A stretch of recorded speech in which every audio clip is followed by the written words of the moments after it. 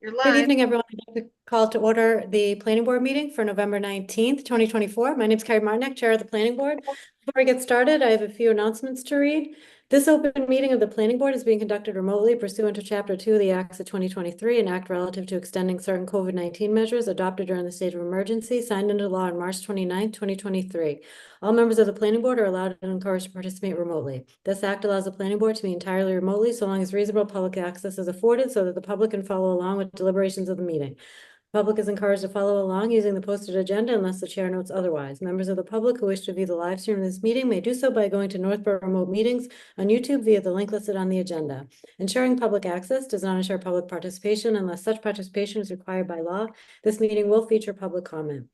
Now I will confirm that board members and persons anticipated on the agenda are remotely present and can be heard by saying the following. Members, when I call your name, please respond in the affirmative. Bill Pierce? Here. Anthony Zaitin? Here. Amy Pretsky? Here. Staff, when I call your name, please respond in the affirmative. Lori Connors? Here. Josh Van Houten? Here. Great.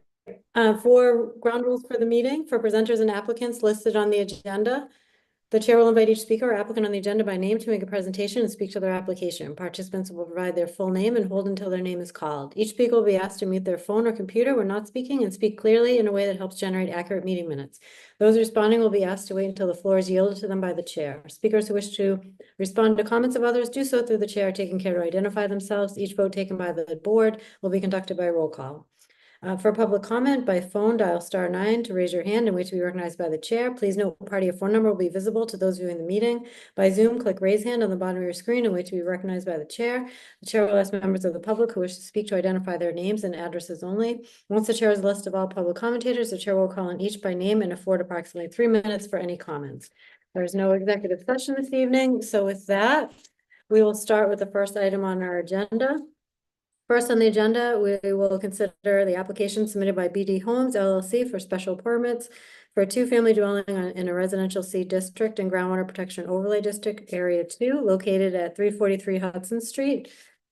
Before we get started, I will read the public notice into the record for this. In accordance with the provisions of MGL Chapter 40A, Section 9, the Northborough Planning Board will hold a public hearing on November 19th, 2024 at 6 p.m. to consider the applications below. Pursuant to Chapter 2 of the Acts of 2023, an act relative to extending certain COVID-19 measures adopted during a state of emergency signed into law on March 29, 2023, this meeting will be conducted via remote participation. No in-person attendance by members of the public will be permitted. To participate in the public comment portion of this public hearing, please click on the URL and passcode provided in the agenda to join by phone. Also, details listed in the agenda as well as a live stream link. First, we will consider applications submitted by BD Homes LLC for a special permit and site plan review for the demolition of the existing structure and construction of a proposed two-family home on the property located at 343 Hudson Street, map 30, parcel 18, in the residential C zoning district and groundwater protection overlay district, area 2. This application is on file at the town clerk's office and planning department and may be viewed on the planning board webpage. Okay, great. So for this particular application, who do we have from the team presenting tonight? Bruno Orlandi is already with us. We also need George Pember and Vito Colonna. And Alvaro Martins, which is the architect and engineer for the project. Al Martin, is that what you said? Yes. Okay, great. Okay, so is this your full team here tonight? We have Vito, George, Al, and Bruno. Al, you're raising your hand there. Do you have something? No, maybe just indicating you're part of the team. Okay, great. Why don't we get started? Who's presenting tonight? I'm starting. Okay, great. Good evening to the members of the board tonight. This is kind of an exciting project, and we're hoping you share our enthusiasm as you view the project. As you know, this property is located right on the curve where Hudson Street and Solomon Pond Road meet.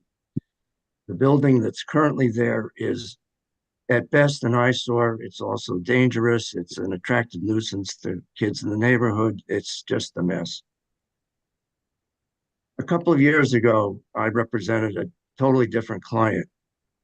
That client bought the property with the intention of turning what had been an existing house into a two-family house. There was some discussion as to whether or not this was a multi-family house all along or a two-family house all along. The assessor's records were pretty vague about that. At sometimes they had it assessed as multifamily, sometimes as two-family.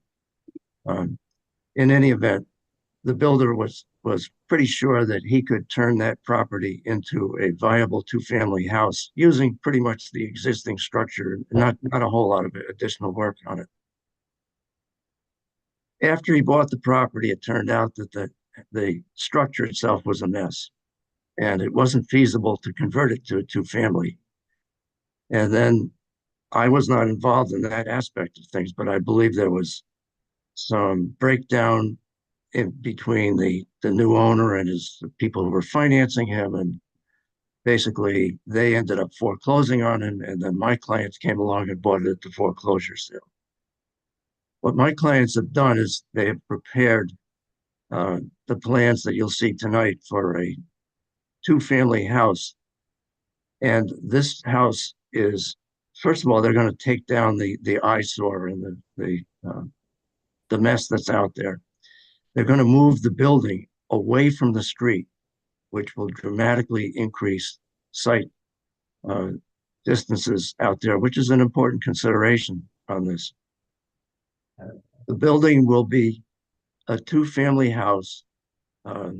It's a beautiful building. Al Martin, our architect, is here, and I'm sure he can give you any details that you need on the building itself. The house is going to be serviced by town water, town sewer, and gas. The connections are in the streets, no big deal to bring them in. And we're raring to go. So with that, I'd like to turn it over to the engineer and have Vito explain what we've done, because that's kind of, the plans are kind of complex, and I think that needs a couple of minutes of explanation. So Vito, if you could take over, please. Sure. I don't know if we're able to share a screen for this. I don't really have that option on mine, but so what we've done, they've proposed a duplex building. So wait, hold on a second there, Vito. I want to make sure we can see the plan as you're speaking to it. So you don't see a share option on your, No, I just get the audio, raise hand, transcript, show captions. let's I don't see. think I'm a presenter. I'm just a, Oh, okay. Let's see. Can we make you a panelist? oh yeah, panelist. That's what I meant. I think he needs to be a co-chair in order to share. Okay.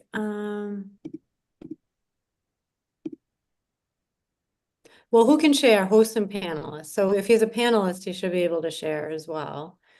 So let's see if we can change that. Promote to panelist. Here we go. There we go. Yep. Okay. All right. Do you see a share button now?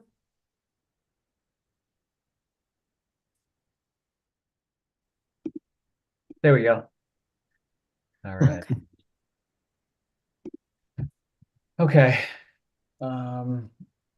So this is the proposed development essentially. The existing building George was talking about is right down kind of in this way, facing more towards the south. What we're intending to do is to take that building down and put a new duplex building in and rotate it to face more towards Solomon Pond Road. And we did that to also fit with the lot better, but also to get driveway access up in kind of this location as far as we could away from that corner. I don't know if all of you driven this corner and you know that the sight distance around that edge is not very good. So what we did is we moved that driveway around, gives it more sight distance, and actually it'll improve sight distance for motorists as they come around that corner also with that building gone. So it'll kind of help everybody, not just the development itself. We have available water and sewer connections.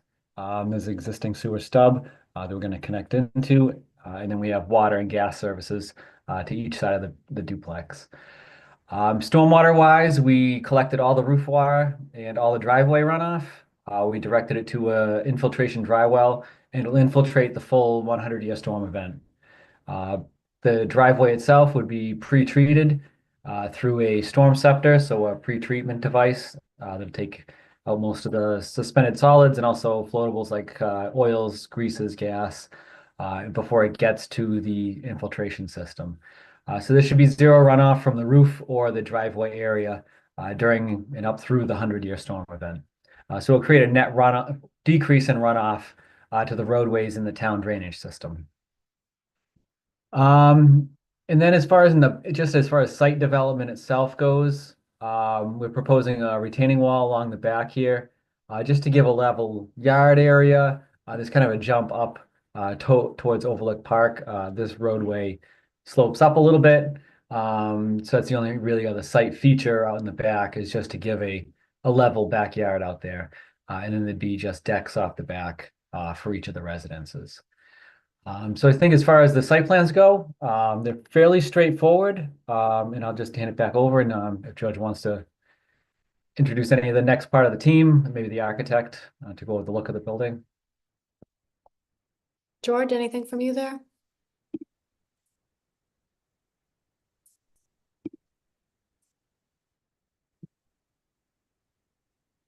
Where is George? Is he still here? Oh, there he is. For some reason, Muted though. yeah, let's see if we can ask to unmute there. You are a panelist now as well, so you should. Can you hear me now? Oh, yeah, we can. Okay, so I'd like to just give Al an opportunity to have a quick comment or two. I think his plans have been thoroughly looked at, but Al, do you have any comments you'd like to add? Hi, good evening, everyone. I don't have the ability to share my screen. Maybe Bruno can share, but the duplex, we've obviously we don't have the completed set of plans. Oh, so Al, I just made yeah, you a can you- panelist, so you Sure. should also. Yes, I'm operating off my phone, so I have Oh, no okay. ability to share my screen. Okay. So is there someone who can show us what Al is speaking to? I can share the screen. Just trying Oh, to. great. Okay, so let's see if you're a panelist too. Just one sec. You're a panelist, Bruno, so you should be able to share. If you Hold on. can't, I mean, we have them Yeah. as well. I see. Yeah, I'm just calling the last plan, so make sure we are the. Okay. And I just continue to give you a quick overview of the duplex. We've been through the design review committee, with Laurie and Amy. They're very familiar with the drawings. Obviously, these are preliminary drawings, just to go through the design review committee and the planning board. Obviously, once we continue to move forward, we will have complete set of plans with structurals and all the bells and whistles. However, this building, it has all the tangibles requested by the design review committee. It blends in with the neighborhood. We are trying to get familiar with the the neighborhood to see if we don't want to do anything that's going to overpower the neighborhood. Obviously, we considered height. We considered special types of colors. Special sidings. We've added bay windows and porches, porch, and different roof pitches, which were one of the biggest items that the design review committee had, which we got approved. The building is straightforward. You can see we even did some renderings to kind of show how it may look like. So if you guys have any other questions. I guess my question would be, is the mention of the preliminary design, and it sounds like it's going to be changing. So when we went through design review, you submitted the design that you were gonna bring forward. So I didn't know what you meant, that it's preliminary and it's gonna When change. when we say preliminary, Amy, it's not completed. We're missing a complete foundation plan. We're missing the structural plans. We're missing the construction details, construction notes, and construction framing. However, everything that was approved by the design review committee is not changing. The facade is not changing. The exterior is not changing. The colors aren't changing. The window locations aren't changing. However, if we walked into the building department with those plans, obviously it wouldn't get approved because we are missing some construction details and notes and some structural drawings which would get attached. And that's what I meant when it wasn't completed. Okay, I just wanted to verify what you Yeah, meant. everything else is not changing. What was approved is not changing. Okay, great. Any questions from the board on this part, the design part here? Questions or comments? And then I'll switch over to, I know we have a couple letters from staff as well. I just have some questions that this, if I remember correctly, it has a bit of elevation pitch to it. So you said is there a retaining wall going behind that? Is that what I heard? Yes, to the rear of the rear of the building, there'd be a retaining wall. So it would be lower than, say, the elevation of Overlook Drive at that point. What size, what is the elevation change there? I think it's only a 4-foot wall. It's a Oh. 3 to 3.5 foot tall wall. Okay, it's for some reason seems much bigger because the building is, I think, closer to the road. Mhm.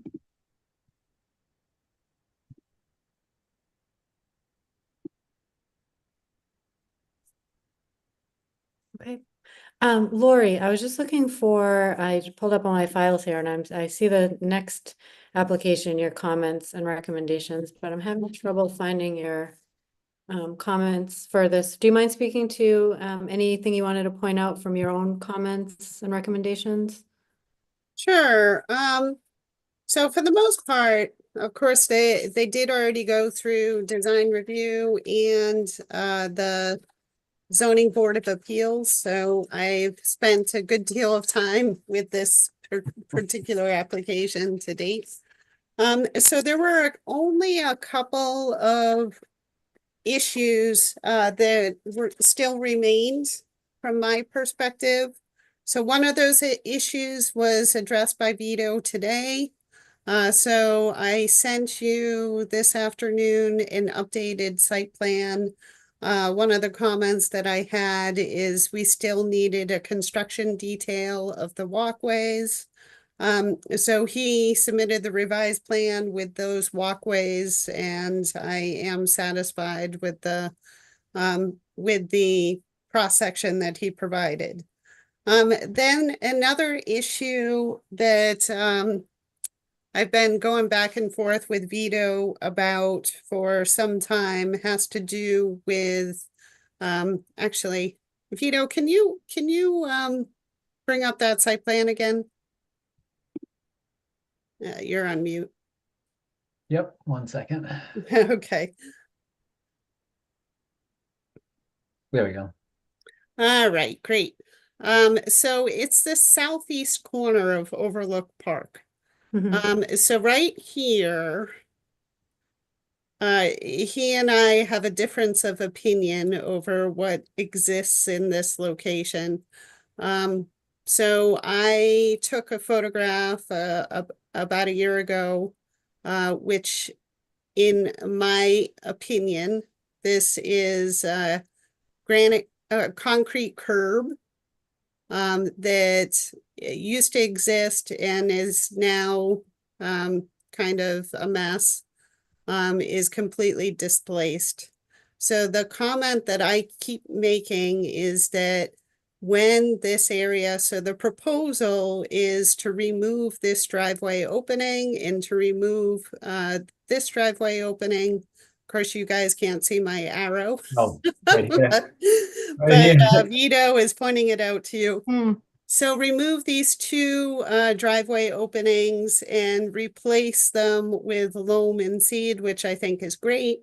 But my concern is to redefine that edge at the intersection.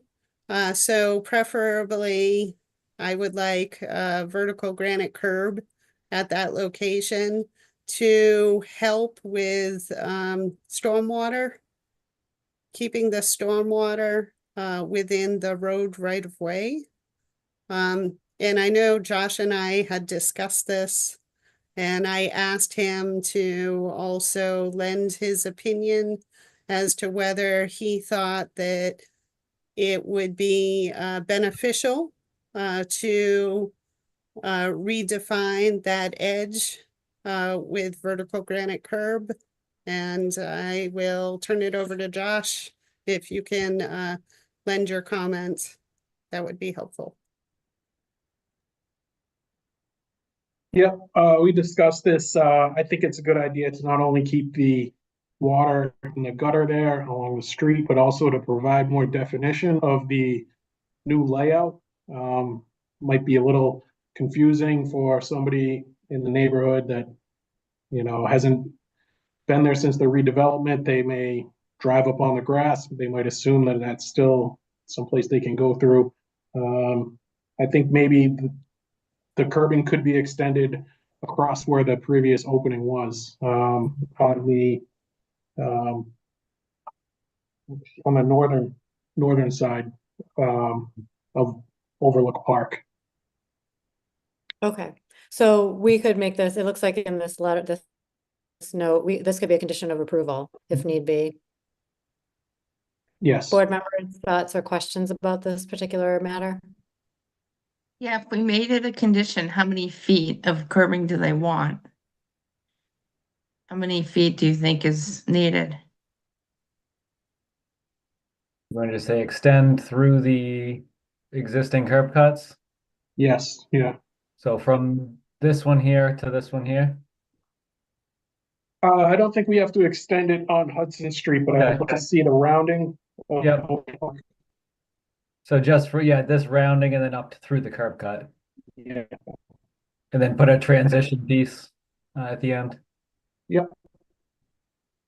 So George, this may be a question for you. I remember at the last time, I can swear there was an issue with the easement, and I see on the notes here, owner claims right away. Is that all cleared up, or is that something that I just don't want you guys to run into the same? I feel like that jammed up the last application some way, somehow. Is that, or maybe am I misremembering, or is this ringing a No, bell for anyone?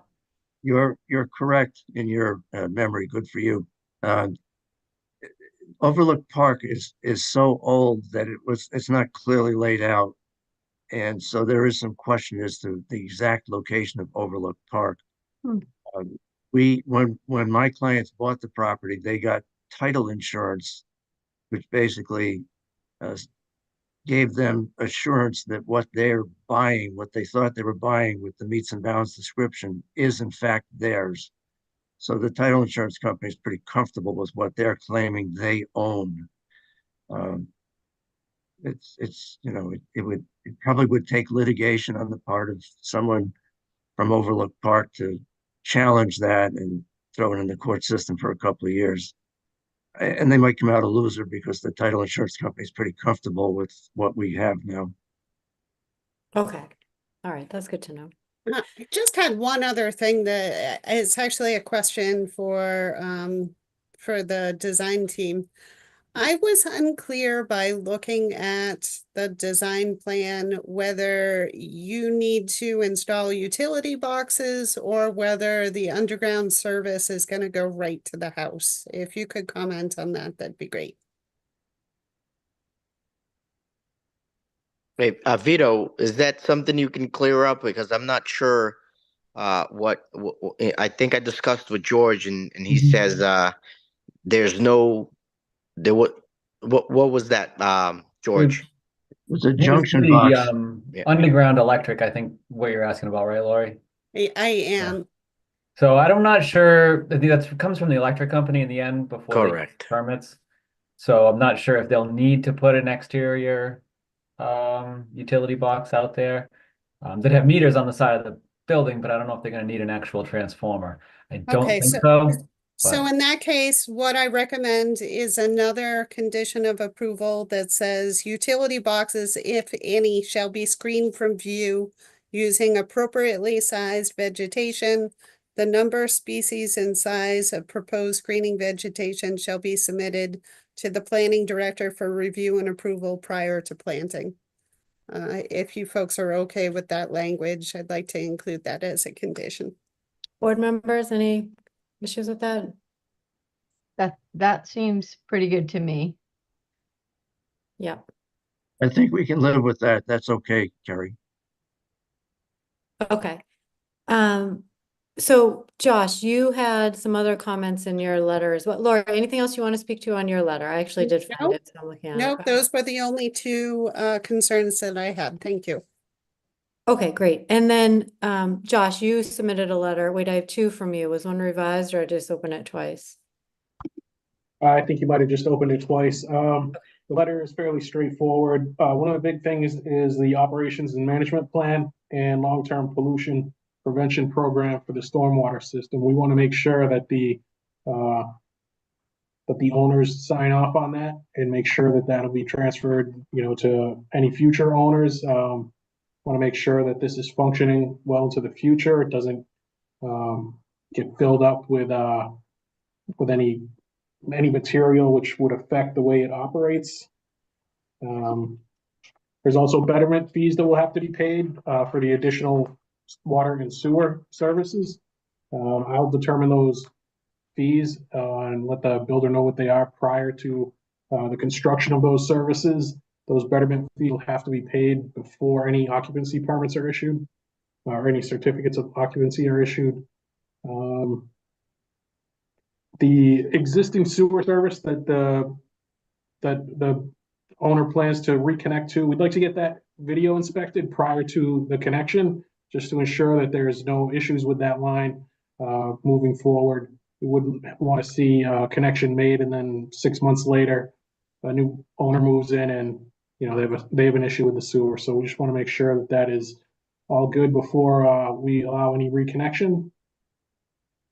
And just a note about an as-built plan to be submitted and approved to me prior to any certificate of occupancy.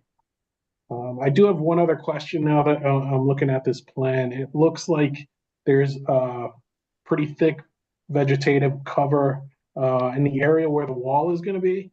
I assume during the construction that will all be taken out. The wall will be put in. Is there going to be any type of new vegetation or any type of barrier to prevent, cars from parking right next to the wall or perhaps even, sliding off the roadway in icy conditions and maybe hitting the wall? So he just showed taking out these two trees and then they would clear out some of that vegetation. We didn't have any new protection.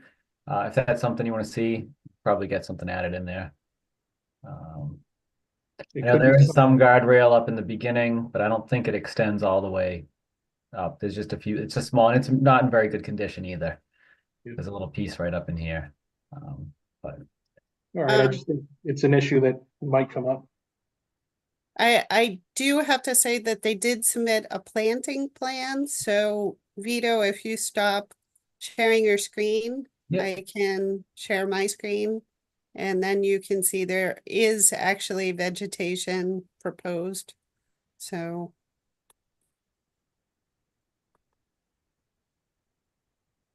Oh, shoot. Sorry. Let's try that again.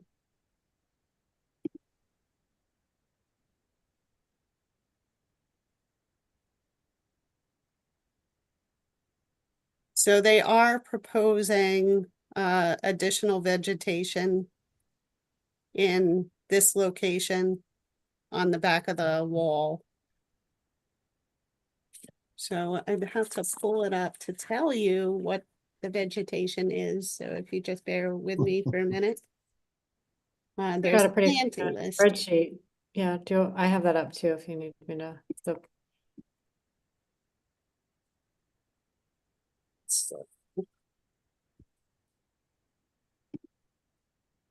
Oh, it's I don't know if you folks know the Latin name. Unfortunately, I do not, and it doesn't give the English name other than to say it's an evergreen. Hmm. It's down there on the bottom, isn't it? Of the landscape. Tula pileata. So it's this. 13. Yeah, down. Keep going down. The 13 there. With your arrow. No, no. Tua hilcata. Right at the top It's- of your screen there. To scroll back. Follow the plants all right there. Yeah, it's Oh, yeah. this, but I don't know what that is. Oh, So in the plant list, there was an Excel spreadsheet that went along with this planting plan. And many of the Latin names included English names, but this one did not. I think those are arborvitaes. Okay. It's coming up as a western red cedar. Yeah. Oh, well, it says evergreen anyway, so. I'm pretty Is sure I there want a those drop different- off between Overlook Drive and their backyard? Is there a 4-foot wall? Is that what you were saying? So Right. this bold line Mm-hmm. is the retaining wall. Okay. So if somebody came around the corner of Overlook and slid in the winter, they could land in the backyard. And that's what you're saying. Maybe we do need some sort of a guardrail type of fence. The It does trees look might be like when you- sufficient. Hmm? I think the trees might be sufficient. How tall are they? 13 feet? No, wait, 20 feet. So they're going to be planted at 20 feet or they're going to grow to 20 feet? Like sometimes they're planted, they're super small and it could take 20 years. We'll plant them like 6 feet and they'll grow to 20. So unfortunately, there isn't a key. So it says H, which I assume is height, 20 feet. And then next to that says S. I have no idea what that means. Maybe it's size at planting, and it says 5 feet. Okay, yeah. Okay, and then Josh, I didn't see anything from you in terms of how this meets the groundwater special permit requirement. So for example, I see in Fred's old letter from 2018, he spoke to runoff, a couple of other things we usually look at for the groundwater special permit. Is that something that you looked at just in terms of impervious, the percentage of impervious flood, anything like that, or? I did look through the stormwater report. I didn't compare that to the town's regulations, but I can go through and take another look. Everything in the Okay. stormwater report looked good. It met the state standards and also the 10 standards from the town of Northborough. If you'd like, I can review it again and try to write another memo for you. Yeah, we usually just, if it's a groundwater special permit, we have specific criteria for it. So I would just want to make sure that that someone on town staff has looked at it and agrees that it meets the requirements. Okay, I had assumed that Fred had already done that, but I'll take another look. Oh, did he? I don't know. This was just from 2018 and it's a different plan now, so I'm not sure if that satisfies. All right, I wasn't, I didn't get a chance to see the 2018 plan, so I wasn't sure if there was any changes, but I can review those as well. The 2018 plan is completely different and Yeah. really has no bearing on this application. So So Oh, okay. I'll take a look at- ignore any letter associated with the 2018 plan. Okay, I'll Okay. take a look and make sure it meets the groundwater standards. Okay, I great. also Fred, read, Fred did do another letter for the zoning board of appeals in 2024, which Okay, I so- did send to you this afternoon. I can Okay, yeah, I see- see that. Paul, the letter to Paul. Yes. but I did read in the minutes from that same night where it says Chair Tagliaferri asked if there were applicant had calculations for the impervious surface. Current or proposed, and Attorney Pember did not have that information. And Ms. Connors said she would supply the information prior to going to the planning board. So I don't know if Fred did the impervious calcs. Amy, when was that from? That was when they did the approval in 2024. Oh, okay, I think. ZBA minutes from May 28th, 2024. Okay. Well, Vito, maybe you can comment on that. Sure. So I have the existing and proposed impervious numbers if you want them now. We had existing of 6,010 and proposed is 6,360.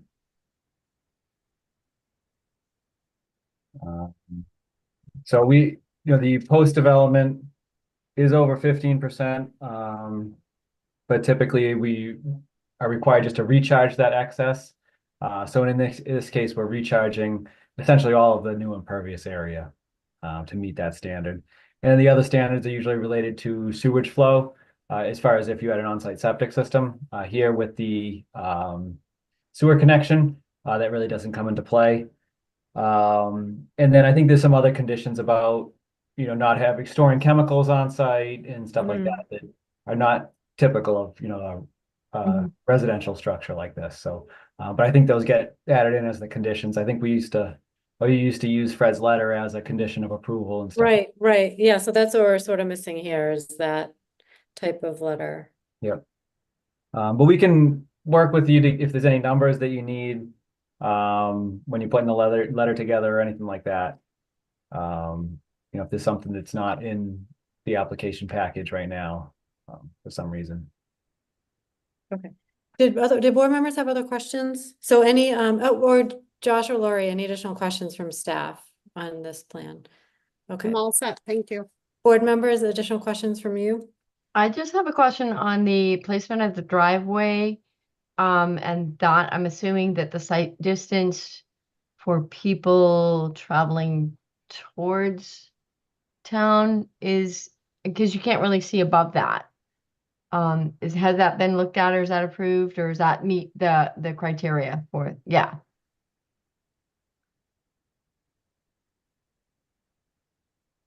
There is a site distance listed on the plan. Oh, got it. Okay, 212 feet in that direction. perfect. Okay. I had actually asked Josh some questions too about the driveway today, because if you look, the neighbor's driveway intersects with this driveway when you get into the roadway. So I don't know if Josh, if you can just let them know your feelings on the driveway layout. I feel that this driveway layout is a much better location due to this increase in the site distance.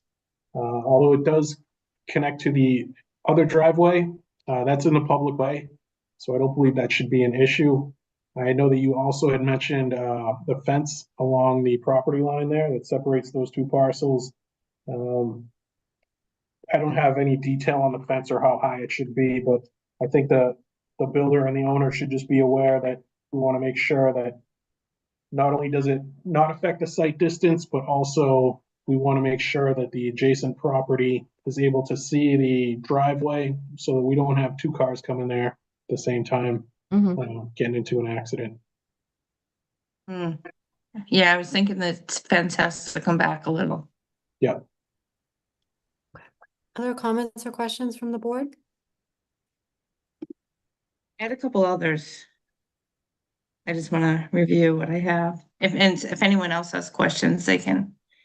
Well, why don't I, while you're looking your questions up, I think we have, this is a public hearing, so public comments are welcome, and I think I do see a hand up. So while you're looking that up, Amy, I will entertain any comments from the public. Oh, no. Right. No, me. really? No? Sorry. Okay. So first we have Doug Stone. I'm gonna bring in here. If you want to just state your name and address. Hi, Doug. Hi, it's Doug Stone, 33 Birch Hill Road. And I just wondered, especially since the builders mentioned that they were concerned about improving the line of sight, is there any proposed deed restriction to maintain that? Good question. Is there anything there, a deed restriction of sorts on this property? No, I don't think there's anything written. You could have that as a condition of approval that they keep this site areas clean though. Okay, Yeah, I think that if you could, that front setback area, might consider a proposal that nothing be grown or erected higher than 2 feet. And then that would give them the ability to put like a white picket fence along the road if they wanted. To keep traffic off, but then still maintain that sight distance perpetually. great. That's a great point, Doug. Anything else on that? No, that's good. Thank you. Okay, great. Thanks so much. Board members, is that something you're interested in? Maintaining the sight distance perpetually? That makes sense. Yeah. It was actually in a All right, memo that's a great- from Fred to the DPW, I mean, to the ZBA. Fred's letter said if approved, the variance should include, but we should put in the planning board site plan because we approved the site plan. It said should include a restriction preventing vegetation, stone walls, or other landscaping from being installed within the front yard setback, which would impair sight distance of vehicles traveling along Solomon Pond Road and Hudson Street. Mm-hmm. Okay, and where was that, Amy? Fred's It's in letter? the memo that Fred sent to the ZBA, and I think Lori forwarded it today. So Put is in that a place. condition of the variance already, Lori, or should we add it? I guess Amy, you're suggesting we add It it. is not a condition of the variance. Okay, Yeah, it wasn't added, but I also think even if it was, it should be part of the site plan because it's more of a site plan okay, special permit thing. okay, that's great. Great call out, Doug, thank you. Yeah, thank you. Okay, Amy, did you find your questions? Yeah, some of them were from conditions we've had for other groundwater. And I know he said this is going to be heated by natural gas, but I do think there should be a condition that this should not be heated by oil, because Fred used to always have that. He used to say it should be heated by natural gas, but now that people do geotherm, maybe we just change it up to be like, this should not be heated by oil, because what they didn't want is the oil to spill in the groundwater too. But I think it has to be a condition because you could have somebody in the future that says, you know what, this natural gas is pretty expensive. I think I'm gonna put in an oil tank. And I don't know Excuse me, if Amy, that would sorry have to to, go back. sorry to cut you off. Fossil fuels are not allowed anymore. The building department will not even authorize a building permit with any fossil fuels. So that's Oh, I part of didn't the know that. ICC. So, you can make it a condition, but it'll never happen. Or, oil will never happen. Oh, I didn't know that Interesting. you couldn't do oil anymore. No more. No more oil, no more, wood burning fireplaces, none of that. That's Oh, weird about the good to know. fireplaces. Hmm. Okay, and I also don't know if, conditions he used to have was putting in a minimum of one permeability test shall be performed for infiltration to verify all assumptions made in the design of the drainage system. I don't know if that's something that Josh would add. He always had the applicant must confirm the bottom of all infiltration areas are a minimum of 2 feet above any signs of groundwater. And then just looking, I looked at the previous conditions. So are these are Fred's conditions from the previous? Yeah, this was from 399. Which is a duplex down the street, or it could have been this previous one for 343. I looked at both of those decisions today. So would it make sense then, Josh, as part of your next evaluation, if you took a look at those conditions from 399 and just evaluated the applicability here for possible inclusion?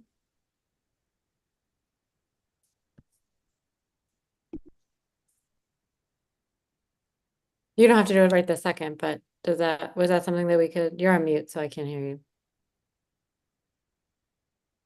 Oh, sorry, yeah, we can do that. I can review it for that, and, I did look at the existing, the stormwater report that was submitted. I believe I saw that in there, so I'll just have to point that out and, in a memo for you. Okay, that's great. That'd be helpful. Thanks so much. I just wanted to bring up one point. Just going back to the planting plan, Vito, if you could stop sharing your screen again. And I'm gonna bring that back up again. So the front setback is 30 feet in this district. So I believe this tree is, of course, it's set back from the roadway, but it would be within that 30-foot front setback. So are you saying that you want that tree not to be planted? And are you saying that you want this tree to be removed? That's what Fred had.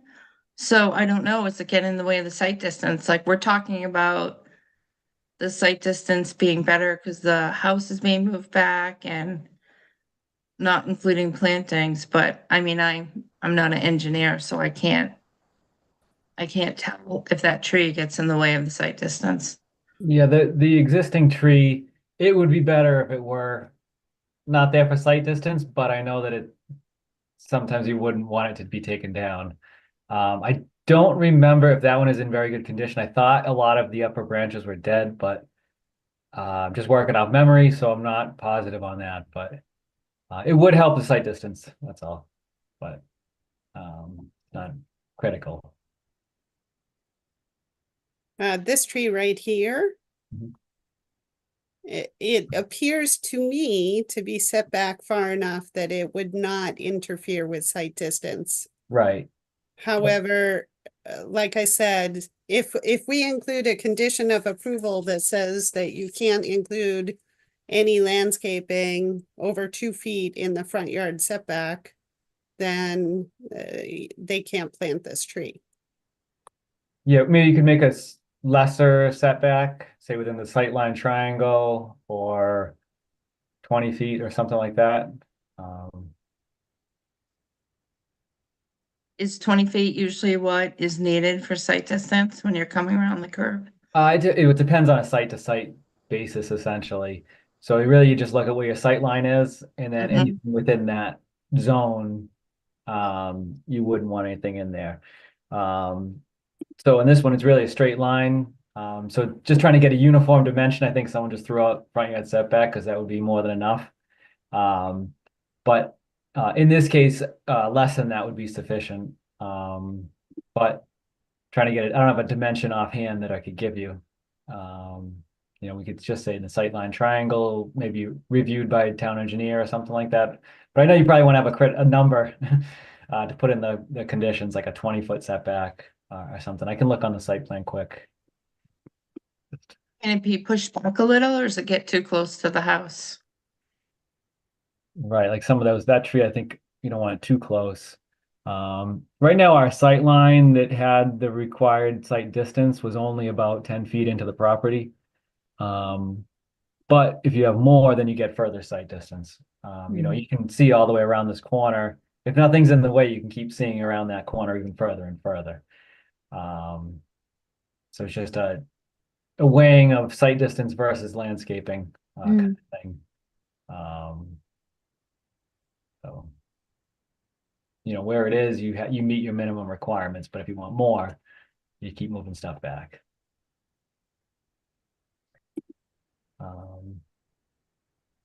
But like I said, where it's shown, I think you have enough sight distance though, from my end. And we could take a look at it with Josh if you want. That'd be good. I also think the plant list needs to have a legend because we don't know what the H and the S mean. And I do think. So the Excel spreadsheet does, for the most part, include the American name. It's only in a couple of circumstances where it doesn't. Mm-hmm. Does it say what the H and the S stand for? It does No, not. I don't have that either. Yeah. I think it's important because we need to know how big the trees are when they plant them. Like, it makes sense that the S is what they're planting, but we don't know for sure. All right, so if we could just get clarity on that. So here's what we have. We need some clarity on what a legend or a key for the spreadsheet.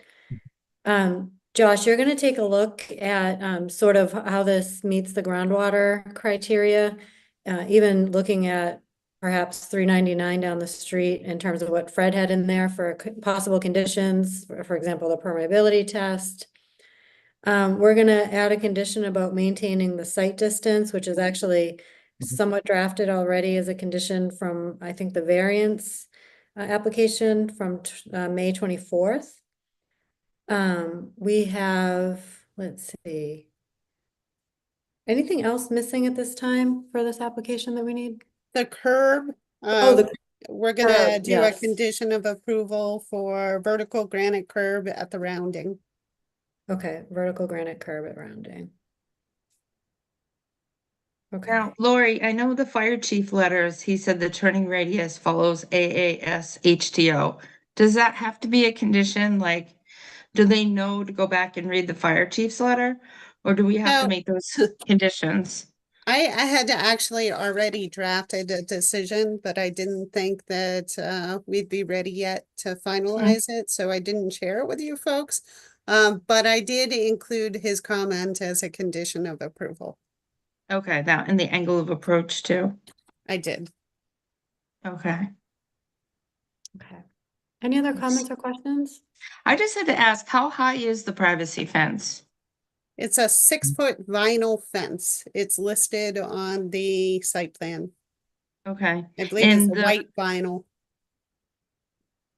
And each duplex is 2186 square feet?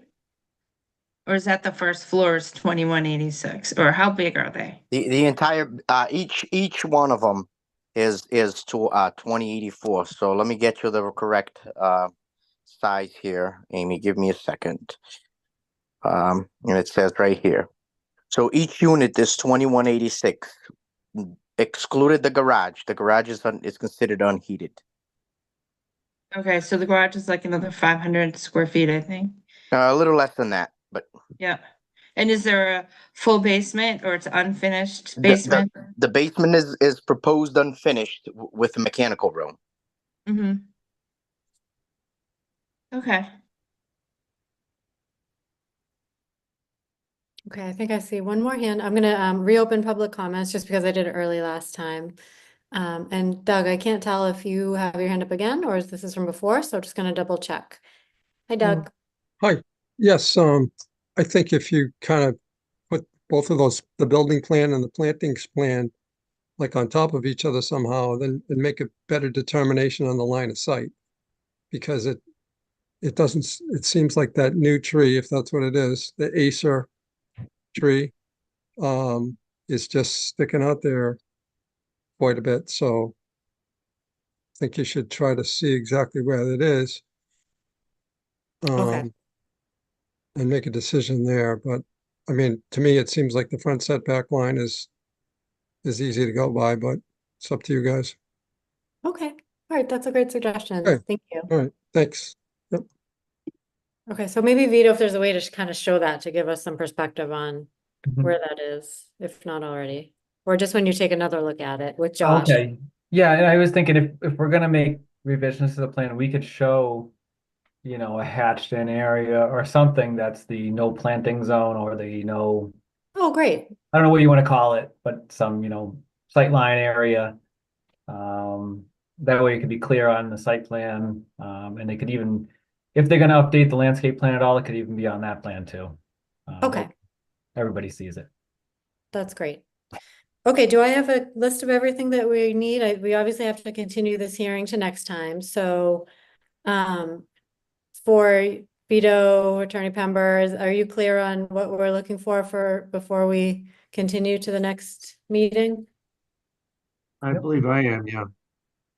Okay, great. Commissioner Pember, I think you opened with this, just mentioning what an eyesore is there, and it certainly is. So it's nice to see something much needed improvement there. So thanks for Yeah, that. thank you. Okay, so in terms of next options for meeting, our next planning board meetings are December 3rd and the 17th. For the applicant, is there a time frame that you think you need? Do you want to continue to the 3rd? And if you have to kick it again, that's fine, or what's the preference for the applicant? And Lori, do we have any other public hearings coming up in December? We do not. Okay, so what's the preference for the applicant? Third. Third. The Third. 3rd? Okay. All right, great. So why don't we, does 6 p.m. work? Yeah. Great. Okay, so why don't we continue the hearing to December 3rd at 6 p.m.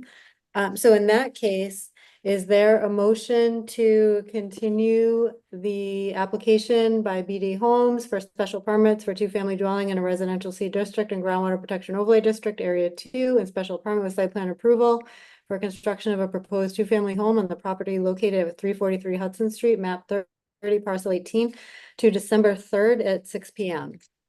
So moved. Second. Second? Okay, all in favor, Bill? Aye. Anthony? Aye. Amy? Aye. Millie? Aye. And carries an aye. Okay, great. So we'll see you back on December 3rd. Right. So just as a footnote, I will not be available that night, but I don't want to delay this project in any way. So I think most of the conversation will probably be Vito's changes to the plan and conformity with the requirements that you set out tonight. Okay, that's no problem. Thanks for letting us know. Good. All right. Thank you. Okay, great. So we'll see you back in a few weeks. Thank you. All right, Night. great. Next on the agenda, we have the application for a common driveway, special permit and site plan approval in residential A district for 3, 7, and 11 Reservoir Street, map 42, parcels 51, 52, and 53. We do have a public hearing notice that I will read into the record. Lori, do I need to read the beginning part of this since I already read it? No, no, Okay. I don't think so. Referencing the initial part of the public hearing notice that was previously read, that starts with in accordance with the provisions of MGL Chapter 48, Section 9. This public hearing notice includes the consideration for the application for site plan approval and a common driveway special permit in the residential A district for 3, 7, and 11 Reservoir Street, map 42, parcels 51, 52, and 53, submitted by the estate of Robert Romeo. The proposed common driveway will serve 3 proposed single-family homes. This application is on file at the town clerk's office and planning department and may be viewed on the planning board's webpage. So with that, why don't we bring in the next team here? Who is on this team coming in tonight? Bob Parenti. Okay, great. Bob, we're gonna move you over. Oops, taking a minute here. Hi, Bob. Is there anyone else on your team joining tonight? Yes, I think I just unmuted my microphone. I had it shut off. Can you No hear me? problem. Is there anyone else We can hear you. Is there anyone else joining you? Is it just you? No, for tonight, it is just me to review the plans on behalf of the estate of Robert Romeo. Great. Robert Parenti. Let's see, Laurie, I'm not sure. So share the screen. I've never shared a drawing here. Okay. Let's see. That's all right. If you need some help, we can jump in. Lori, do we have it on? I ready just need to- to find my drawing. Let's see. I've got it. Okay. Thank you, Laurie. Maybe if we go to the grading and drainage plan, Laurie. Okay, that's the full set. It is, yes. So why don't we go? Can I click down on them, or do you have to click down to get at I'll them? have to click for you. Okay, let's go maybe to the third. Yeah, to this drawing is probably the best representation for our discussion tonight, or for the initial discussion. We are proposing a 3-lot common driveway about 500 feet from the corner of Crawford Street. So if you come off of Church Street onto Crawford and take a quick right, we're on Reservoir Street. This is a 10-acre parcel of land that also includes Actually, the 10 acres doesn't include the existing house, which is 363 Crawford Street. But because of the wetlands area and the limitations with our wetlands and the 200 feet from the riverfront, we're not proposing anything with the existing house right now. That would have to happen with a revised septic and so forth and so on. So in order to try to meet the driveway grades that the Northborough regulations, we have pushed the driveway as far to the west as possible towards the neighbor, the Horgans. And initially, you come in with a fairly sharp curve with a radius of 80 feet. And I know Laurie's letter mentioned a minimum of 60 feet, but which I didn't understand. So maybe some confusion looking at my drawing. I'm not sure, but a centerline radius of the common driveway coming in is 80 feet, as shown on the plans. So we are able to meet the driveway grades. They're currently under the regulations because we're coming in under 6% off of Reservoir Street. And then as we enter maybe 75 or 100 feet in, we increase to 9%. And then as we get up towards the back of the driveway or the southerly portion where the hammerhead is between lots 2 and 3, that'll be approximately a 7% or a 7.2% grade. Now, in order to meet the stormwater regulations, we are proposing a closed drainage system for this driveway. Laurie mentioned, you all have a copy of Laurie's letter, Laurie's comments? We Yes. did. Okay. Yeah. So we did show our pavement width. We are asking for a waiver to 20 feet versus 22 feet. 20 feet is pretty much the minimum that the fire chief will allow in order to get his trucks up there in and out. So hopefully the planning board looks favorably on a 20-foot pavement width. Laurie did have a comment on the width of the easement. So I have a 30-foot wide easement with 20 feet of pavement. So there is, I might have been confused, but I did see in the common driveway regulations, in your regulations, that 24 feet is a minimum easement width. So I'm not sure exactly where the 33 feet comes from, but it's maybe more a roadway standard. So, Bob, if I can clarify, so okay. in our common driveway standards, there are different standards for a common driveway that serves 2 units versus a common driveway that serves 3 or more units. So if it's 3 or more units, it kicks you to the municipal code street standards, which are very outdated, I will admit. Those are from, I believe, the 1960s. And in those regulations, it says that the minimum easement width is 33 feet. So, of course, streets back in the old days, so roadways that were constructed before subdivision control law was put into effect were generally 33 feet wide. So that is why, that's the rationale behind that. Myself, if you were to submit a written waiver request from that requirement to suggest to the planning board that it would go down to 30 feet, I would have absolutely no problem for that. With that, I'm just saying that I cannot put anything in the decision as a waiver unless you request it in writing. So a lot of these comments say either comply with the regulation or submit a written waiver request. That is because the hands are tied. Otherwise, you're in violation of the regulation, and the planning board could deny you for that reason. So you either have to comply or you have to submit a written waiver request. Okay, got it. So maybe could I take an informal poll of the planning board before we leave tonight, just as to the 30 versus the 33? Sure. Why don't we get through your presentation here? I see there's Yep. a lot of work to be done still, so I just want to make sure we give you some time to cover what you need to cover, and then we'll figure out for any waivers. Sorry to Okay. stop poll for you, no problem. So if I know that the new process with the planning board is to name the common driveway. So if I was going to send Laurie a letter after lunch, but I got called out an emergency. So if the planning board's agreeable, we will call this Romeo Common Driveway, only because the land has been in the Romeo family so long. So that's one of the items that I know that you are going to want to discuss. Laurie's got some comments about the actual construction of the driveway. We don't have a problem. I don't think anybody's got a problem upgrading the pavement to the standards that you like to see. That's not really an issue on the applicant's end of this.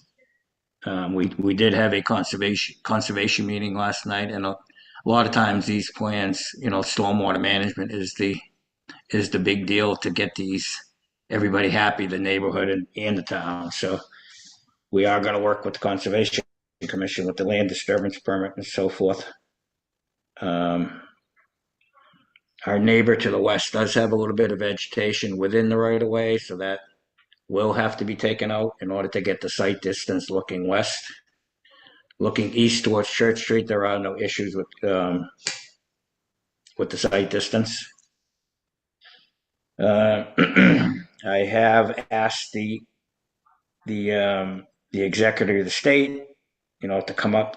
I gave him a copy of some sample homeowners agreements, so homeowner association, paperwork, but I just haven't heard back yet. So I will concentrate on him in the next couple of days to get me some paperwork.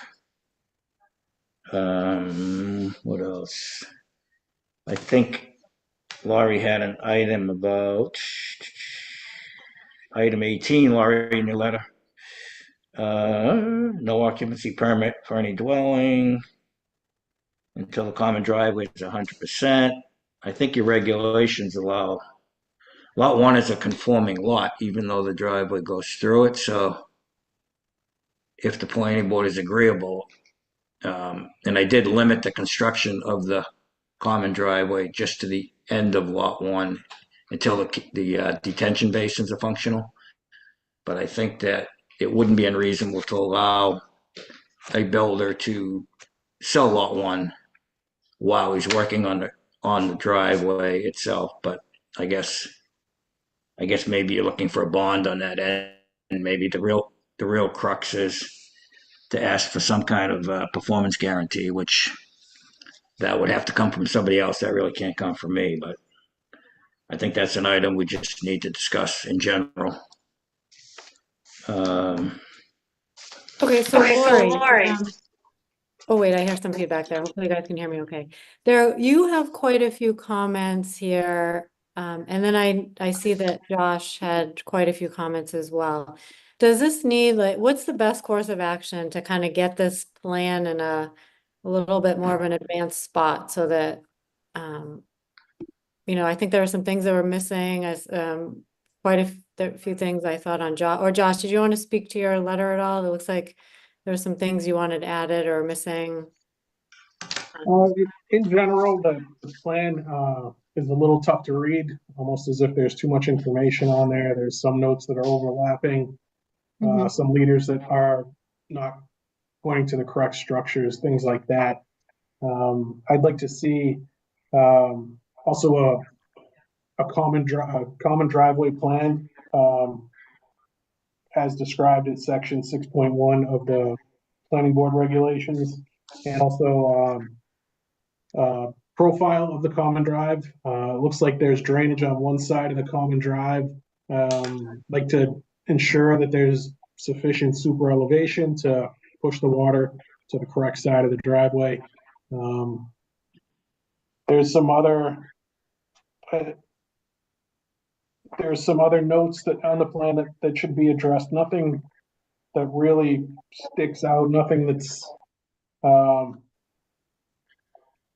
to stop the project. Just some notes that need to be adjusted so they're easier to read.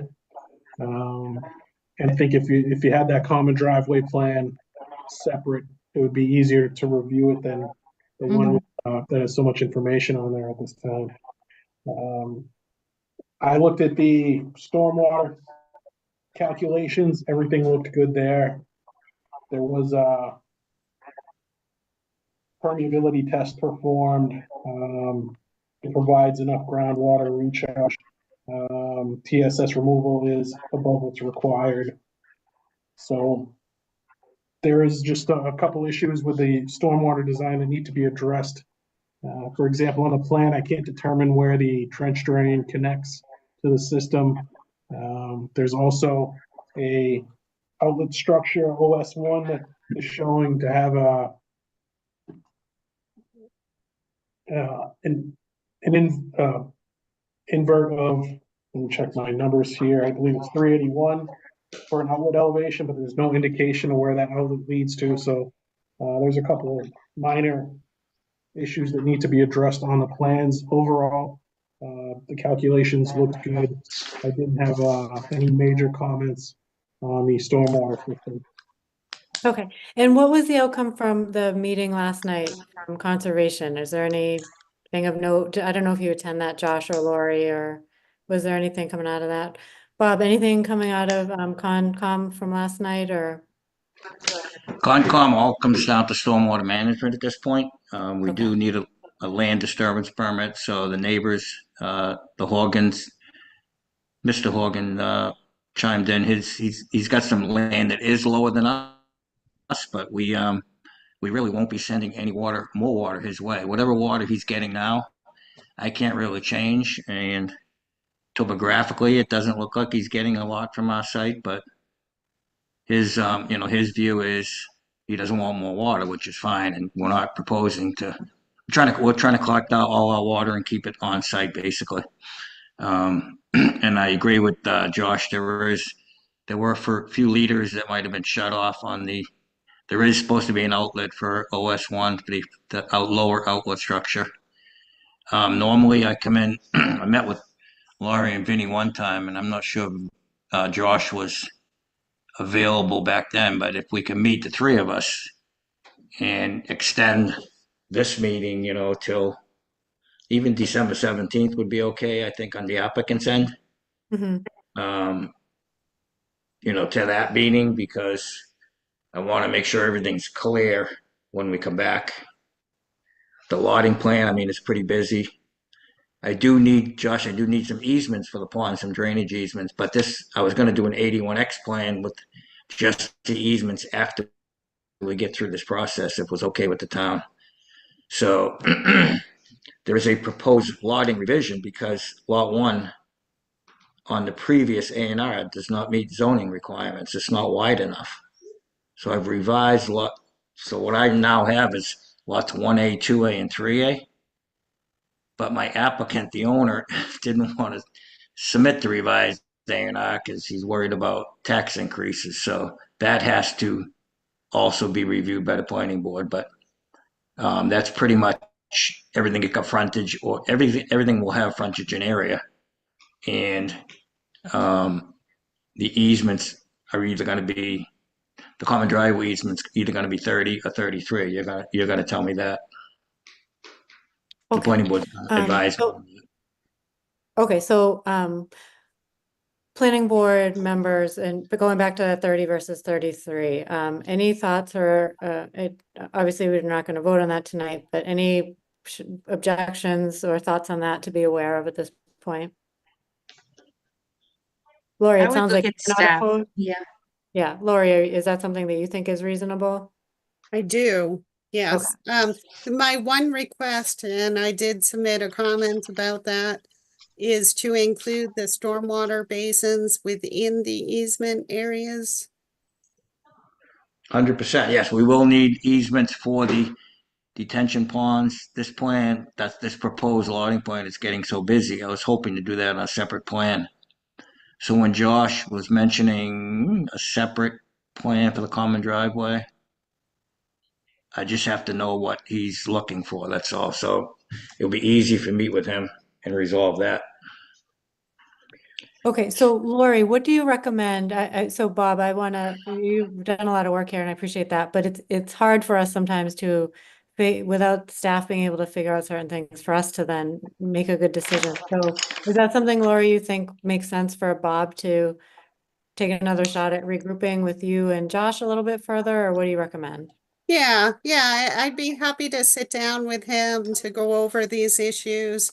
And of course, the easement areas, the revised easement areas should include an access area from the common driveway. So this one in particular, that is to the midway point of the common driveway, that one, in particular, I want to make sure that there is enough easement width and appropriate location so that a machine can get in there to maintain this stormwater basin. So thought will have to be given to where the most appropriate construction access area is for this basin here.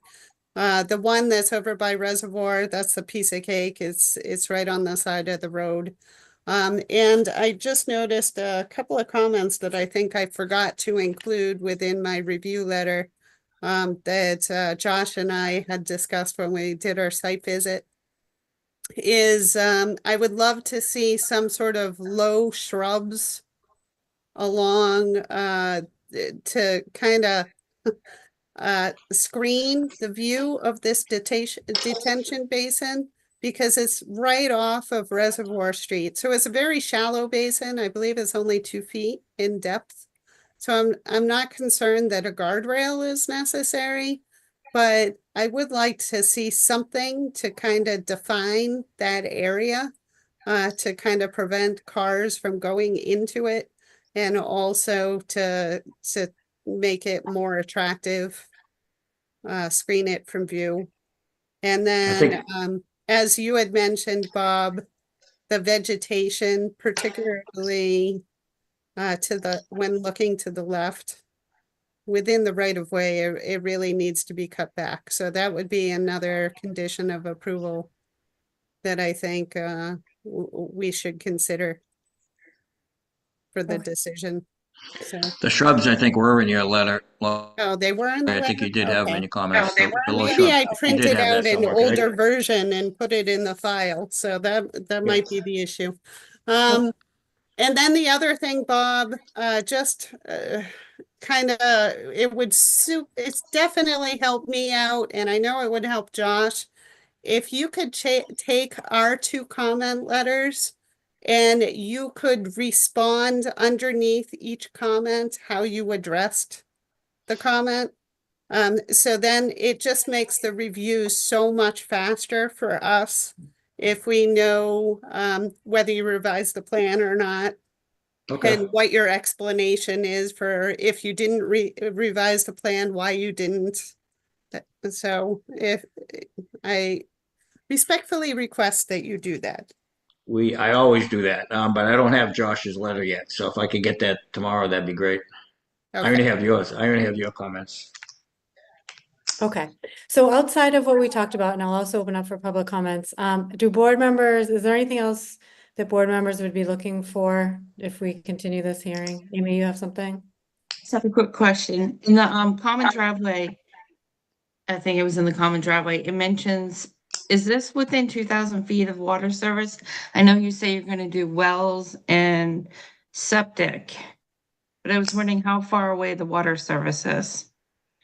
There is water in Crawford Street, Amy, but there's a culvert that goes under that carries Cold Harbor Brook under Reservoir Street, and I think I can walk through it. So to go under it would be a little bit crazy. We might have to go 10 feet deep, which I think the fire chief, and I know your regulation. I don't know if it supersedes, sprinkling the houses, but I believe if the fire chief is okay, because he sent me a comment recently or prior that says that if we don't have town water, we'll have to sprinkle the buildings. Okay, I Fire just suppression, noticed, fire suppression. I just noticed in our bylaws, it says if you're within 2,000 feet, you should try to extend it and run it up. And I know the last common driveway, they did do that. So maybe that's something you can talk about with Lori and Josh, if it's something that can be done or not. Yes, that's a good idea. Yes. Yep. Okay, anything else? Okay, this is a public hearing. I'll open up for public comments. Let's see, I have Doug Stone here. I'm gonna bring in. Okay, and you can stop sharing. Oh, Laura, you're sharing, not Bob. That's okay. Either way, it's fine. Hi, Doug. Just your name and address for this particular section. Oops, you're on mute, Doug. Yeah, Doug Stone, 33 Birch Hill Road. I just wondered if they would consider possibly a sidewalk. Is there the ability, Lori, for a sidewalk there? Well, common driveways are private, so it's not in our standards to require a sidewalk on common driveways. So it's never going to be asked to be a public way then, right? It is not, so it will never be eligible for public way because of the way it's approved. So it'd have to go through definitive subdivision approval process in order to be eligible for a public way. Great. So it's a different permit. This just reminded me, so do they need anything for the A&R? Is that something that's required as well, Lori? We approved an A&R maybe a year or more ago, Okay, so that's all set. The A&R is all set. That's but going to get revised. Kid. That will get revised because lot one is non-conforming. I don't know exactly So do what we have land to, planning. do we have to approve that in advance of this?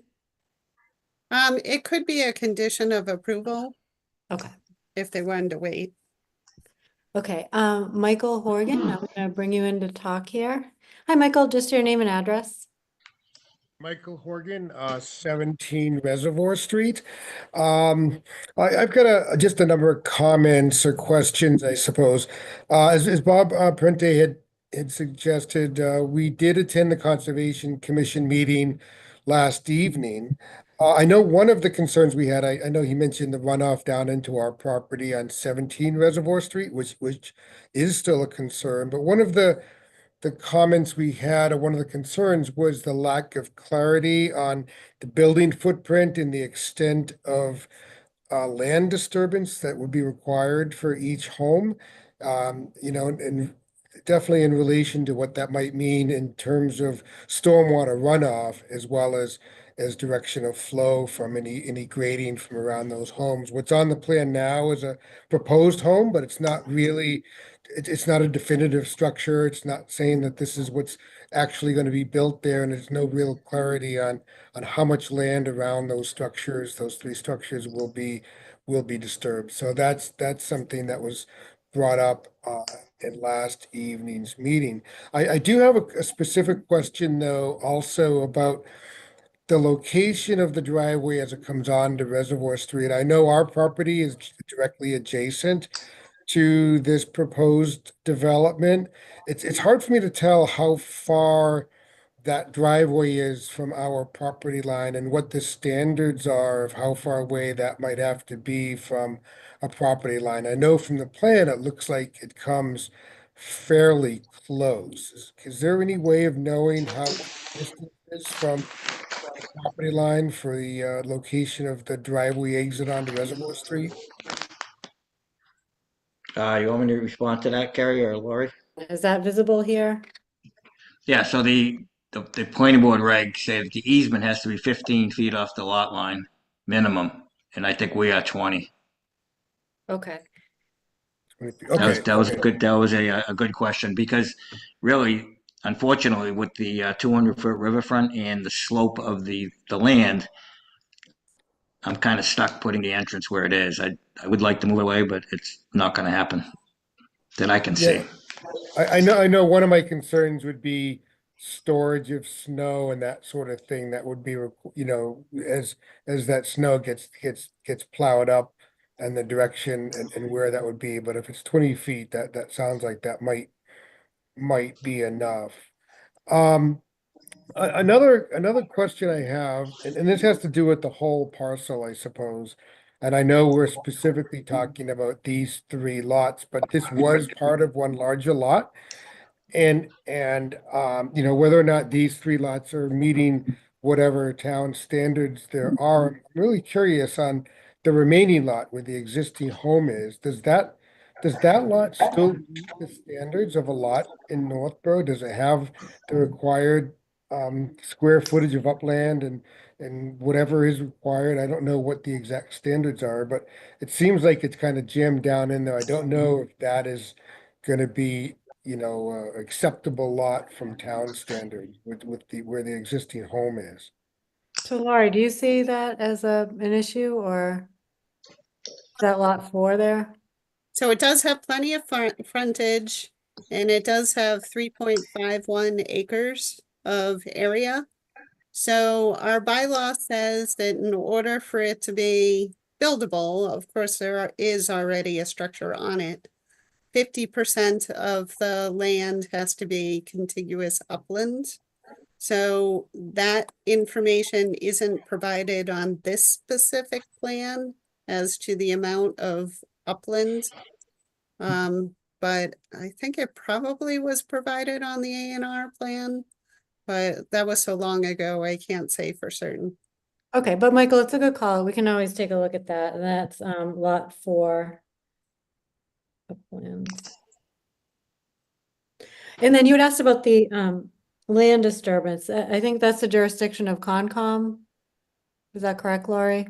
The land It disturbance? is, although I did also make a comment asking for this plan to show the limit of disturbance. So we don't really Okay. get into the particulars of the houses themselves.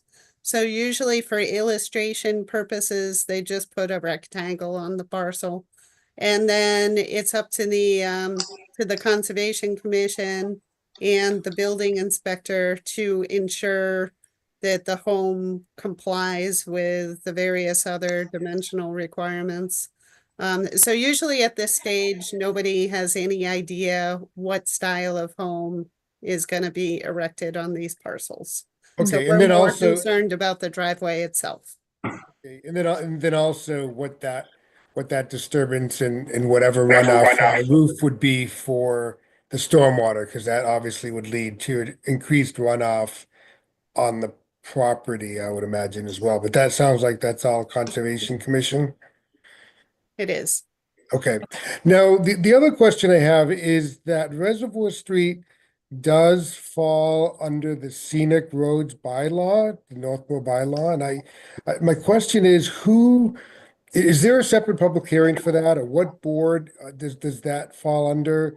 In terms of whatever approvals are required for the land disturbance along a scenic roadway in Northborough.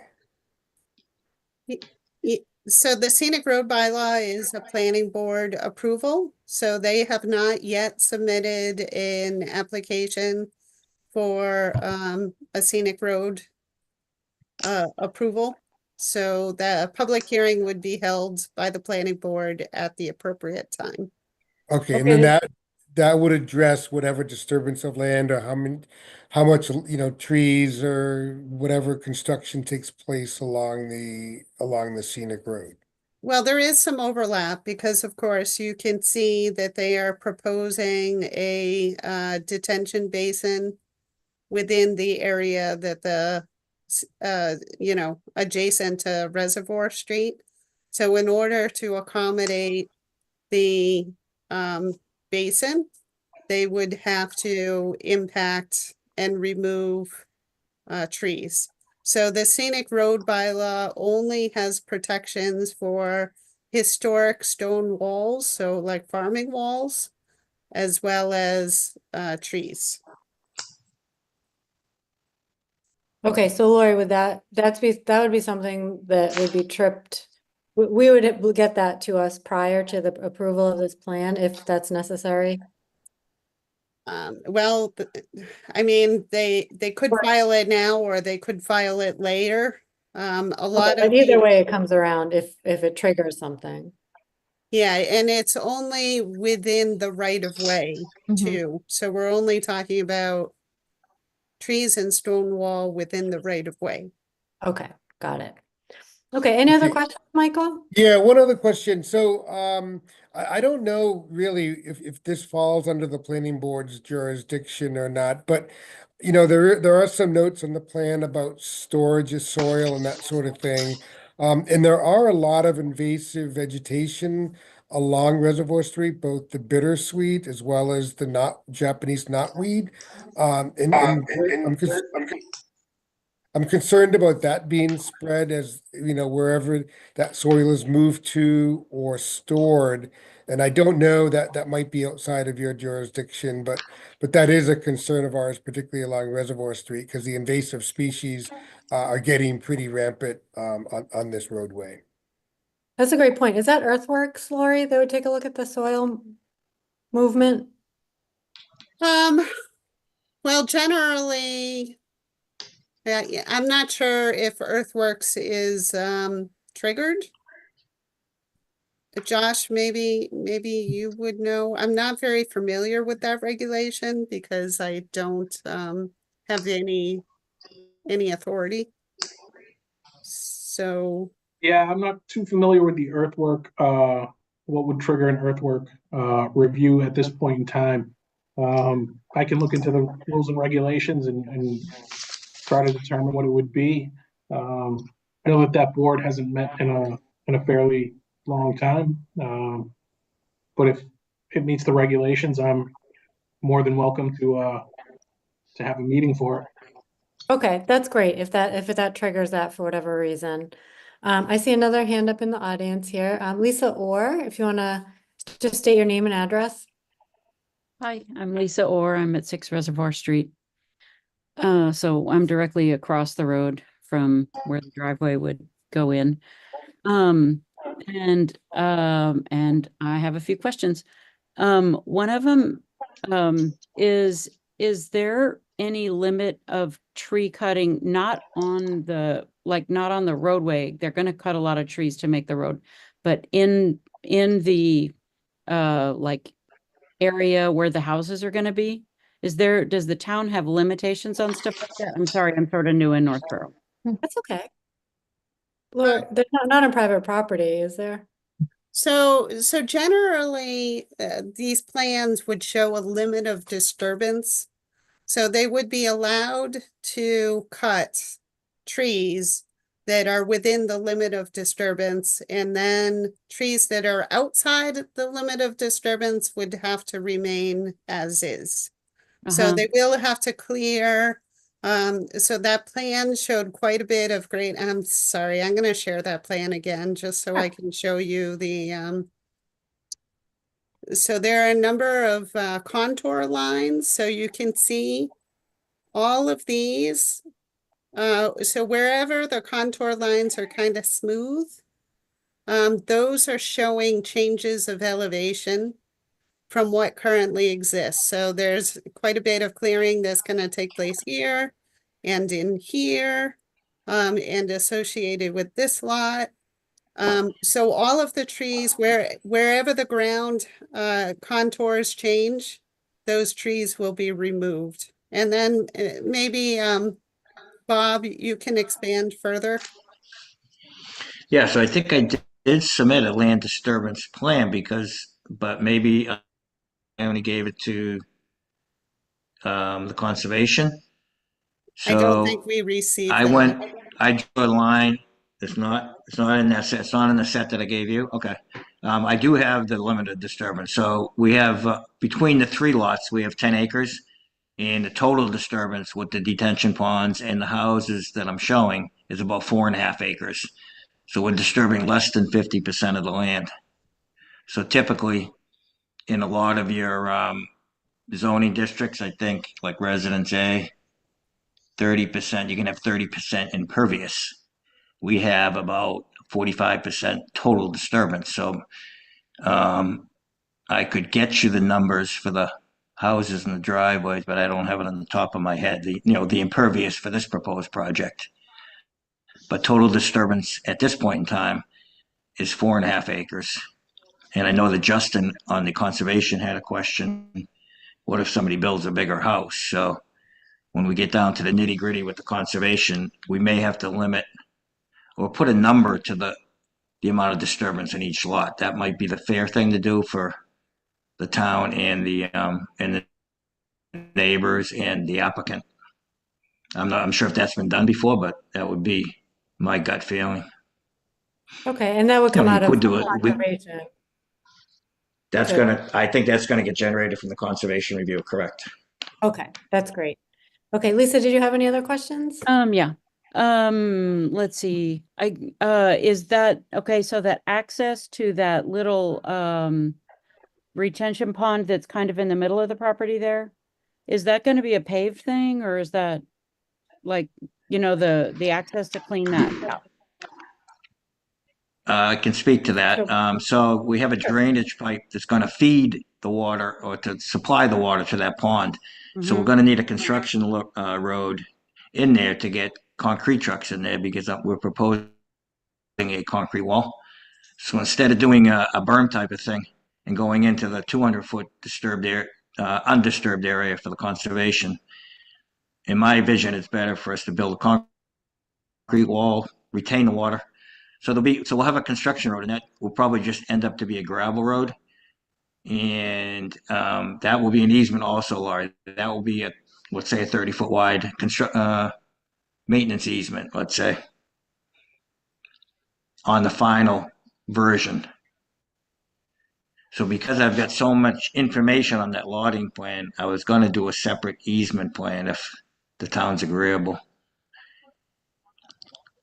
Because I already have all the information. It's just hard to show it, like Josh is trying to read stuff that's overlapping. It's just hard to show everything on the set the way we have it. Okay, so maybe next time around that would just be a little clearer. So that sounds great. And how often do trucks need to go in there to maintain that thing? Well, once the pond is built, Lisa, it's just a matter of taking out some of the silt if there is any.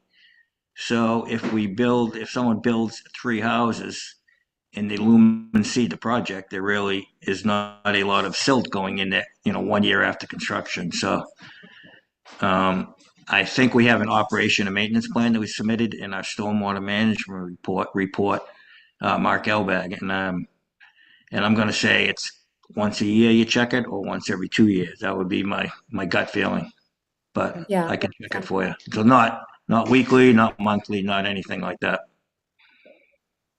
Okay. Anything else, Lisa, that you have? One more. Sorry, this is important to me as I walk my dogs up and down this Reservoir Street every single day. So the basin detention pond that's down here, I'm not sure what that looks like. Is that like an open thing? Kind of. That's What is that's that? a graded depression. So we graded depression. We take the topsoil out. We created depression. There has to be an outlet structure in there because I just can't send all the stormwater there at one point. So we store a little bit and it goes out slowly. And then if you did have a 100-year storm, I think it's got an open grate on the top and the water will just flow in the open grate. So it's fairly shallow. There will be a concrete structure in it on the east side. There'll be a concrete structure, which is maybe why Laurie wanted to see some shrubbery. But that's the way these things work. That's the way they're designed. Okay, so it'll look like a curb or something? It will look like a round concrete cylinder. Okay. So it's kind of like a culvert? Culvert vertically, yeah, correct. Oh, got it. Okay. But it'll only stick up maybe 3 feet. It just has to. If I look at the elevations in detail, I can tell you how much it's going to stick up. It should be below the road elevation though, because we cannot overtop water into the road. Gotcha. Okay, that's important. I'm curious. Yeah. So I'm picturing the overflow about a foot below the road. That's what I think. That's what I think the numbers are. Okay, and then is there any, my last, I guess comment is, how is that maintained in terms of, like there are so many, bittersweet, seeds and Japanese knotweed, and I'm personally on a war against that stuff. And, and I am, just it gets everywhere. Would it get in there and grow out? Would it choke it?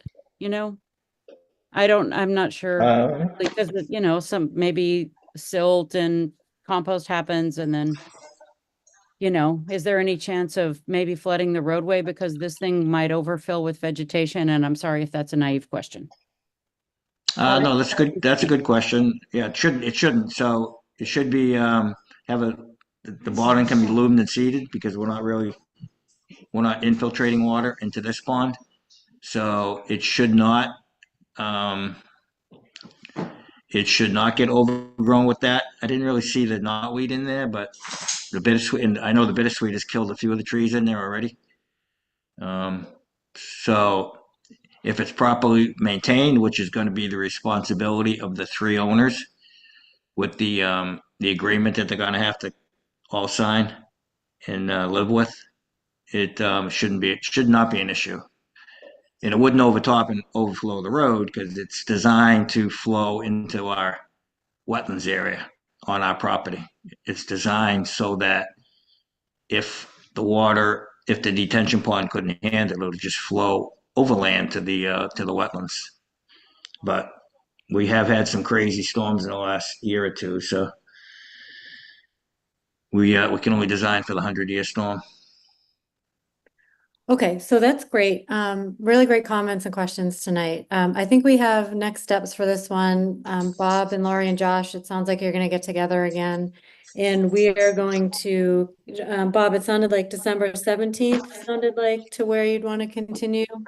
Yes, do I need to make a request to extend it, or is that something? No, so tonight we'll just vote to continue the public Okay. hearing to December 17th, if that, so we'll say 6 o'clock, we'll say 6:05, if that works. Obviously, we do have no, actually we don't, 6. We don't have any other hearings that night, Laura. You said no hearings. Okay.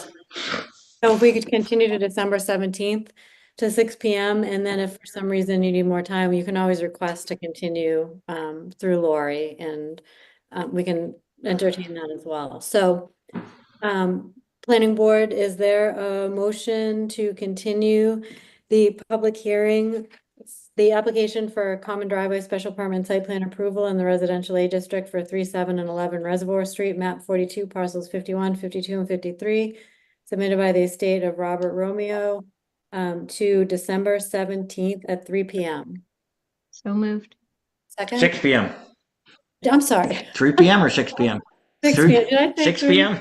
Okay, so you're keeping me on track. I think you did, Thank yeah. you. Motion to All right. continue December 17th at 6 p.m. So moved. Second, Second. all in favor, Bill, Aye. Anthony, Hi.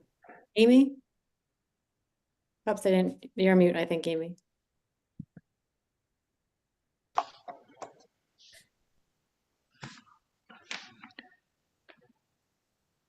We're gonna go to Millie.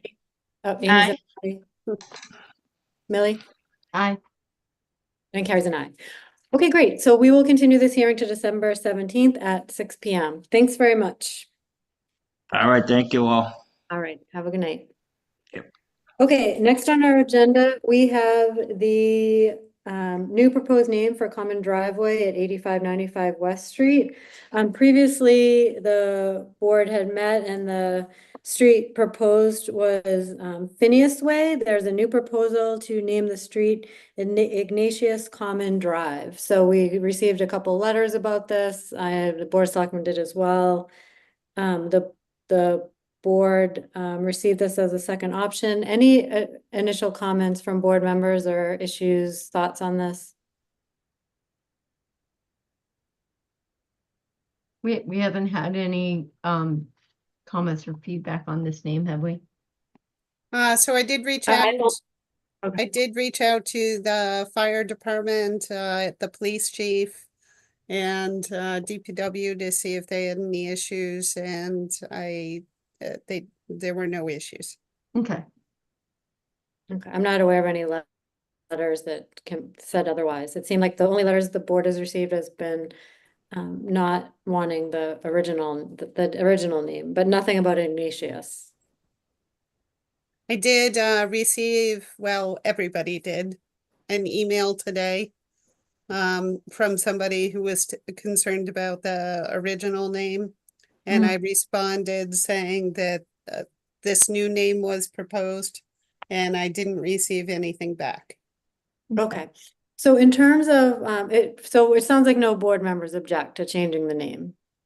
No, I do Okay. not.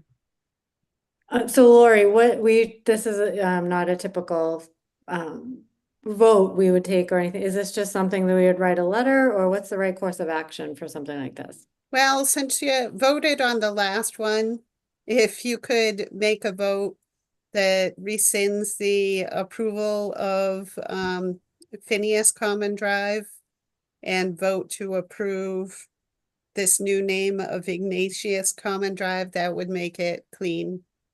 As one motion or separate motions? I think to do it Separate. properly, they should be two separate motions.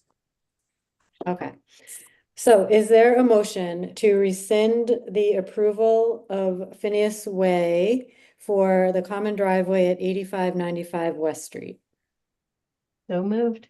Second, Second. all in favor, Anthony, Aye. Amy, Aye. Bill, Aye. Millie, Aye. carries an aye. Is there a motion to approve the name Ignatius Common Drive for the common driveway at 8595 West Street? I'll keep going. So moved. Second, Second. all in favor, Bill, Aye. Anthony, Aye. Amy, Aye. Millie, Aye. and carries an aye. Okay, so then Lori, in terms of, is there any additional paperwork or memo or letter that needs to go for this? Yes, I will draw up the new letter. And are you okay with me signing it on behalf of the planning board, or Carrie, would you prefer to sign it? I'm okay with it if board members are okay. Okay. All right. Great, thank you for that. Okay, next on our agenda, we have approval of the minutes from October 1st. There was an amended set that was shared with the board. Did everyone have a chance to read the amended minutes? Yes. Yep. Any further amendments or comments? No. Okay, is there a motion to accept the minutes from October 1st as amended? So moved. Second, Second. all in favor, Bill, Aye. Anthony, Aye. Amy, Aye. Billy, Aye. carries an aye. Okay, so next we have, I'm going to skip the discussion of bylaws for annual town meeting tonight. We do have a meeting on economic development on December 11th, Laurie. Correct, and it's now going to be held at the senior center at Okay, 7 p.m.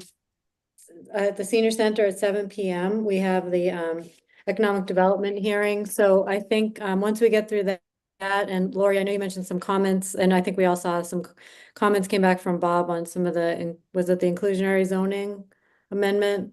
He provided comments on pretty much, I think there were 3 different bylaws. So one had to do with ADU, comments on sign bylaw, and I think the other one was on the single family.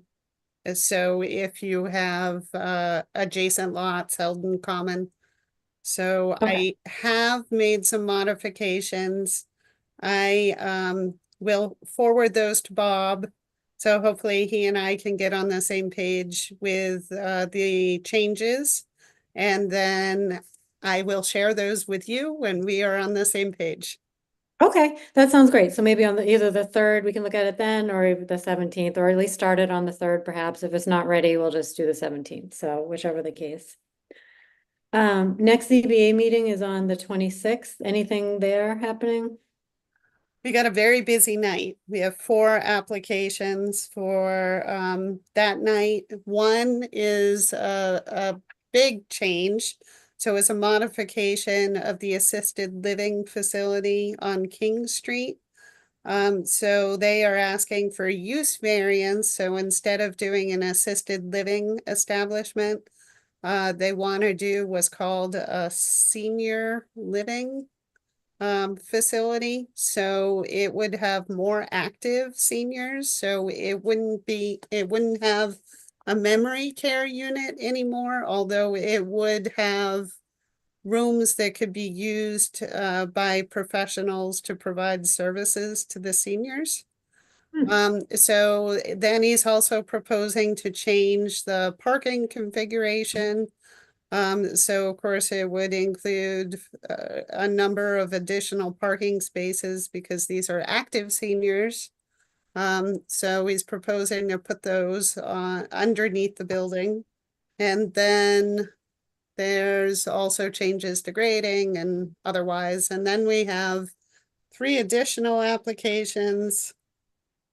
One is a use variance to allow a home occupation within a townhouse. Right now, our zoning bylaw says that you can only do a home occupation within a detached single-family home. Then we have another one, which is a dimensional variance. And then we have a 4th one, which I haven't reviewed yet. It's to allow a glass business. I believe it's a groundwater special permit. I'm just curious, what home occupation are they doing? So it would be a mobile dog grooming business. So he would have an office within his townhouse, and that is the work that he would be doing. Then he would have his van parked in the driveway, but he wouldn't service any dogs in his driveway. So he would drive the van to the customer's house, groom the dog there, and then drive to the next customer, et cetera, et cetera. Okay. All right. Other than that, if there's no other business before the board or the board to discuss, is there a motion to adjourn? So moved. Second? Second. Okay, all in favor, Bill? Aye. Anthony? Aye. Amy? Aye. Millie? Aye. And Carrie's an aye. Thanks, everyone. Have a great night. Right. Good night, everybody. Aye. Good night.